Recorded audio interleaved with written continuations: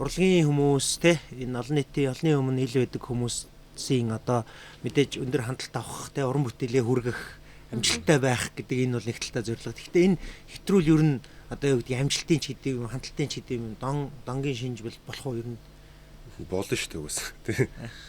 Яаж илэрх бол ер нь тэгэл өөртөө эргээл дарамтлах л тоо.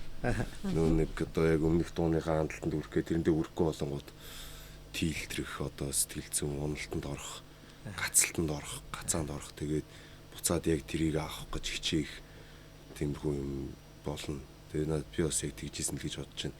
Тэгээд одоо бол тэрийг ер нь байх гайв болцсон. Тийм үе ер нь байсан уу тий? Байгаа. Тэр чи яг ингээд дөнгөж яг дуу муу хийж эхлээл тэгэл жоохон яваал тэгэл дараа нь өөр дуу гаргасан чи явахаа болох ч юм уу. Тэнгүүтэл сонирм. Тэнгүү тэгэл ингээл болохоо байжлаа, инглээ тэглээ гээл тийм юм аав штэ. Тэгээд тэрэндээ одоо бас нэг төрлийн за дон чайшин. Гэхдээ ер нь нэг юм байж болох юм байна. Буцаж тэр төвшөндөө хүрэх гэж төвшөнгөө унахгүй байх гэж. Тэг яг гоо тэгж унахгүй байх нь өөрөө боломжгүй юм байгаа тоххой.